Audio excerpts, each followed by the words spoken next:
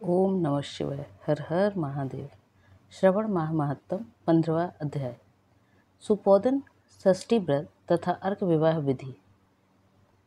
संत कुमार बोले, हे देवेश, मैंने नागों का यह आश्चर्यजनक पंचमी व्रत सुन लिया। अब आप बताएं कि षष्ठी तिथि में कौन सा व्रत होता है और इसकी विधि क्या है। ईश्वर बोले, हे विपेंद्र, श्रावण मास के शुक्ल पक्ष में षष्ठी तिथि को महामृत्यु का नाश करने वाले सुपोदन नामक शुभ व्रत को करना चाहिए। शिवालय में अथवा घर में ही प्रयत्नपूर्वक शिव का पूजन करें। सुपोदन का निवेद्य उन्हें विधि पूर्वक अर्पण करना चाहिए। इस व्रत के साधन में आम्र का लवण मिलाकर शाक और अनेक पदार्थों के निवेद्य अर्पित करें। साथ ही ब्राह्मण को वायन प्रदान करें। जो इस विधि से व्रत करता है उसे अत्यंत पुण्य मिलता है। इस प्रकार मैं लोग एक प्राचीन कहानी सुनाते हैं जो इस प्रकार से है। प्राचीन समय में रोहित नाम का एक राजा था। काफ़ी समय बीतने के बाद भी उसे पुत्र रत्न की प्राप्ति नहीं हुई। तब पुत्र की अभिलाषा में उस राजा ने अत्यंत कठोर तप किया। ब्रह्मा जी ने राजा से कहा, तुम्हारे प्रारब्ध में पुत्र नहीं है। तब भी पुत्र की लालसा में वह राजा अपनी तपस्या से जरा भी विचलित नहीं हुआ। इसके बाद राजा तपस्या करते करते संकटग्रस्त हो गए। तब ब्रह्मा जी पुनः प्रकट हुए और कहने लगे, मैंने आपको पुत्र का वर तो दे दिया है, लेकिन आपका यह पुत्र अल्पायु होगा। तब राजा तथा उनकी पत्नी ने विचार किया कि इससे रानी का बांझपन तो दूर हो जाएगा, संतानहीनता की निंदा नहीं होगी। कुछ समय बीत जाने के बाद ब्रह्मा जी के वरदान से उन्हें पुत्र प्राप्ति हुई। राजा ने विधि पूर्वक उसके जातकर्म आदि सभी संस्कार किए। दक्षिणा नाम वाली उस रानी व राजा ने अपने पुत्र का नाम शिवदत्त रखा।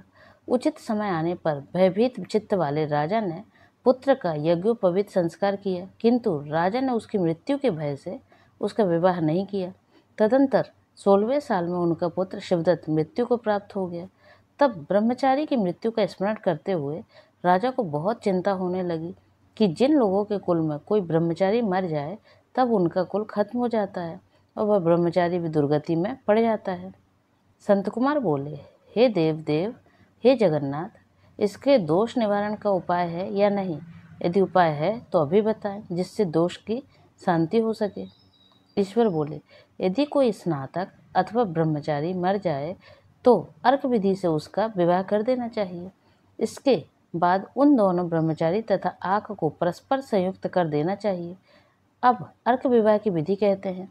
मृतक का गोत्र, नाम आदि लेकर देशकाल का उच्चारण करके कर्ता कहे कि मैं मृत ब्रह्मचारी के दोष निवारण हेतु वैसर्गिक व्रत करता हूँ।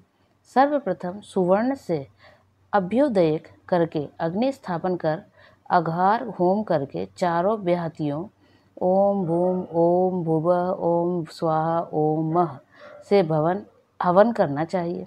इसके बाद व्रत अनुष्ठान के उत्तम फल में के निमित्त व्रतपति अग्नि के संपादनार्थ विश्व देवों के लिए घृत की आहुति डालें।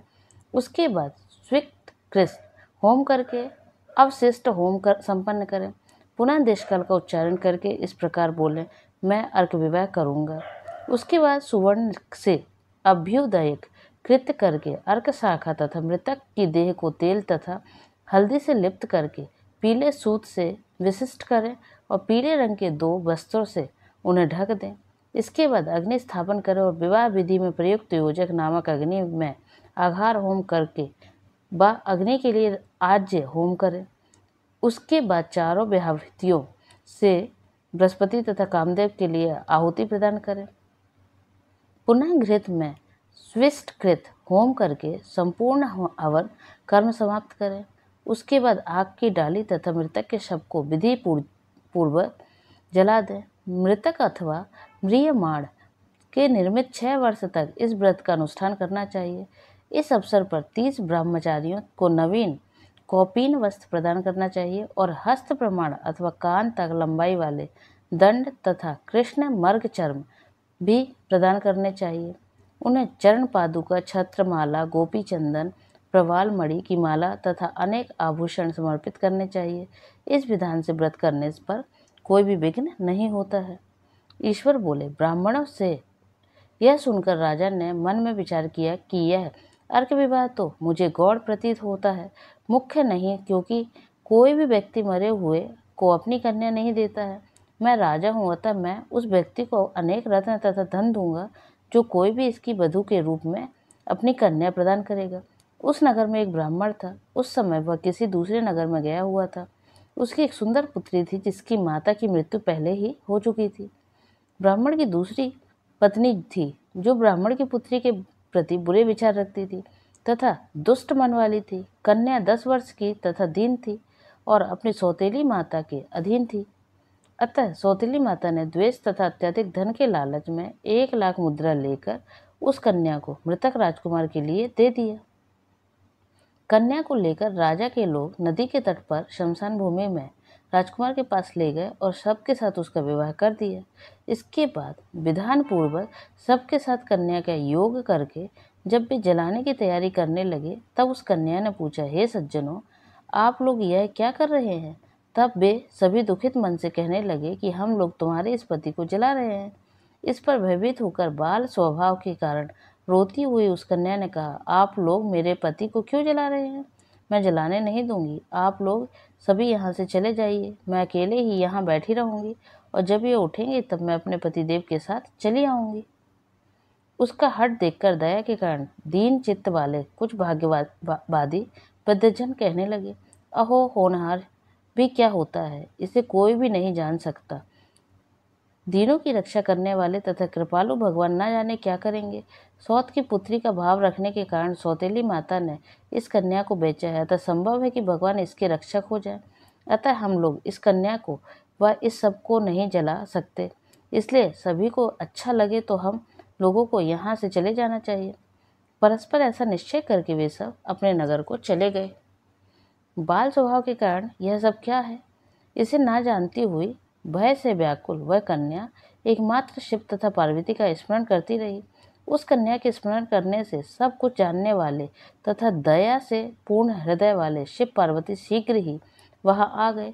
नंदिन पर विराजमान उन तेज निधान शिव पार्वती को देखकर उन देवों का न जानती हुई भी उस कन्या ने पृथ्वी पर दंड की भांति पड़कर प्रणाम किया। तब उसे आश्वासन प्राप्त हुआ कि पति के से तुम्हारे मिलने का समय अब आ गया है। तब कन्या ने कहा कि मेरे पति अब जीवित नहीं होंगे। उसके बाल भाव से प्रसन्न तथा दया से परिपूर्ण शिव पार्वती ने कहा कि तुम्हारी माता ने सुपोदन नामक व्रत किया था। उस व्रत का फल संकल्प करके तुम अपने पति को प्रदान करो। तुम कहो कि मेरे माता के द्वारा जो सुपोदन नामक व्रत किया गया है उसके प्रभाव से मेरे पति जीवित हो जाए। तब कन्या ने वैसा ही किया और उसके परिणाम स्वरूप शिवदत्त जीवित उठ खड़ा हो गया। उस कन्या को व्रत का उपदेश देकर शिव तथा पार्वती अंतर्ध्यान हो गए। तब शिवदत्त ने उस कन्या से पूछा, तुम कौन हो और मैं यहाँ कैसे आ गया हूँ? तब उस कन्या ने वृत्तांत सुनाया और रात हो गई। प्रातः होने पर नदी के तट पर गए लोगों ने राजा को वापस आकर कहा कि हे राजन, आपका पुत्र व पुत्रवधू नदी के तट पर स्थित है। विश्वस्त लोगों ने से यह बात सुनकर राजा बहुत खुश हुआ। वह हर्ष भेरी बजवाते हुए नदी के तट पर गया। सभी लोग प्रसन्न होकर राजा की प्रशंसा करने लगे। वह बोले, हे राजन, मृत्यु के घर गया हुआ आपका पुत्र पुनः लौट आया है। इस पर राजा पुत्रवधू की प्रशंसा करने लगे और बोले कि लोग मेरी प्रशंसा क्यों कर रहे हैं? प्रशंसा के योग्य तो यह वधू है। मैं तो भाग्यहीन था, अधम हूँ।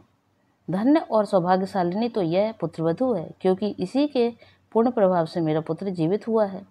इस प्रकार अपनी पुत्रवधू की प्रशंसा करके राजन ने दान तथा सम्मान के साथ श्रेष्ठ ब्राह्मणों का पूजन किया और ग्राम के बाहर ले जाए गए मृत व्यक्ति के पुनः ग्राम में प्रवेश कराने से संबंधित शांति की विधि को ब्राह्मणों के निर्देश पर विधि पूर्वक संपन्न किया।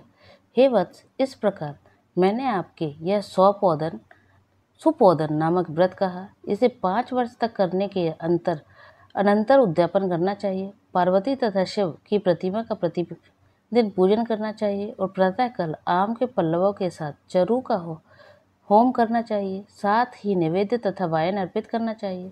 मनुष्य यदि व्रत की बताई गई इस विधि के अनुसार आचरण करे तो वह दीर्घजीवी पुत्र प्राप्त करके मृत्यु के बाद शिवलोक जाता है। इस प्रकार श्री स्कंद पुराण के अंतर्गत ईश्वर संत कुमार संवाद में श्रवण मास महत्तम में सुपोदन षष्ठी व्रत कथन नामक 15वां अध्याय पूर्ण हुआ। ओम नमः शिवाय। हर हर महादेव।